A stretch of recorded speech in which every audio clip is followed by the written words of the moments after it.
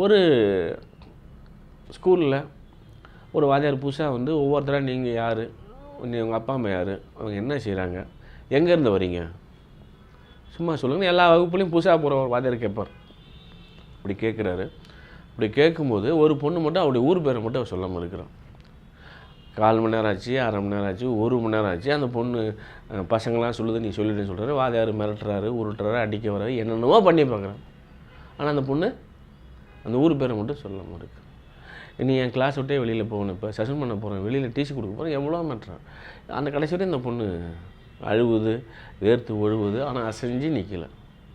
கடைசியாக நீ இந்த கிளாஸ் இருக்க வரையும் நான் இந்த வகுப்புக்கே வரமாட்டேன்னு வாத்தியார் சொல்லிவிட்டு வெளியில் போகிற நேரத்தில் அந்த பொண்ணு சொல்கிறா, என்னுடைய ஊர் பேர் இது. அந்த ஊர் பேர் என்னென்னா பறையன்குளம். இது எனக்கு ஒரு தகவலாக கேள்வி. நான் அந்த பறையன்குளம்னு என்னுடைய காதில் விழுந்த அடுத்த நிமிஷம் அந்த சம்பவத்தை நான் வச்சு நான் ஒரு கதை எழுதுறேன். அந்த பறையன்குளம்ங்கிற சொல் வந்து என்னை துன்புறுத்துது. இப்போ தேவர் குளம் இருக்குது, செட்டியார் குளம் இருக்குது. அதுக்கு சில பேர் சொன்னாங்க, ஏன் இப்போ செட்டியார் குளம் இருக்கும்போது 2 சமூகத்துக்கு ஒரு பிரச்சனை வரதில்ல, இப்போ பறையன் குளம்னு ஒரு வேறு ஜாதி இருக்க தானே செய்யும். அவங்க இதை சொல்லும்போது கூச்சப்பள்ளி வெக்கப்பள்ளி இவங்களுக்கு மட்டும் என்ன பிரச்சனை இருக்குது. இன்னும் ஒரு சமூகம் இதை பறையன் குளம் சொல்லும்போது அவங்களுக்கு எந்த விதமான இழிவும் வரல. இன்னொரு சமூகம் சொல்லும்போது அதுக்கு ஒரு இழிவின் அடையாளமாக மாறுது. இப்போ நாவிதன் குளம்னு ஒரு ஊருக்கு, சக்கிலிப்பட்டின்னு ஒன்று ஊருக்கு தமிழ்நாட்டில். இப்போ தமிழ்நாடு முழுவதும் இப்படி ஜாதி பேர்கள் கொண்ட, இப்போ அண்மையிலோட பள்ளிக்கல்வித்துறை அமைச்சர் ஒரு போர்டை அரிஜின காலனி பள்ளின்னு இருக்குது. 2024 அரிஜின காலனின்னு இருக்க முடியுமா?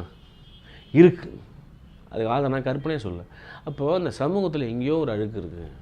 ஏன் இவ்வளோ முன்னேற்றங்கள் அடைஞ்ச இந்த நாட்டில், சமூக நீதி நம்ம நடைமுறைப்படுத்திருக்க இந்த நாட்டில், ஏன் நான் அரிஜின காலனின்னு ஒரு பள்ளியினுடைய போர்டில் இருக்குது அப்படின்னு நம்ம கேட்குறதில்ல. இப்போ நான் ஏன் பறையன் குளம்னு எழுதுறேன்னா, இந்த சமூகத்தில் இந்த பேர் இருக்கக்கூடாதுன்னு எனக்கு ஒரு விருப்பம் இருக்குது. என்னால் சட்டம் போட முடியாது, என்னால் நடைமுறைப்படுத்தணும். நான் ஒரு கதை எதுன்னு நினைக்கிறேன். அந்த கதையை வந்து அரசாங்கத்துடைய கவனத்திற்கோ அல்லது பொது சமூகத்துடைய கவனத்திற்கோ நான் கொண்டு வரேன். அந்த பொது சமூகம் வந்து இதெல்லாம் நல்லா இல்லை, நீ கூட மனசாட்சி வரும் இல்லையா, அந்த மனசாட்சியை தட்டுறது மட்டும்தான் என்னுடைய வேலை.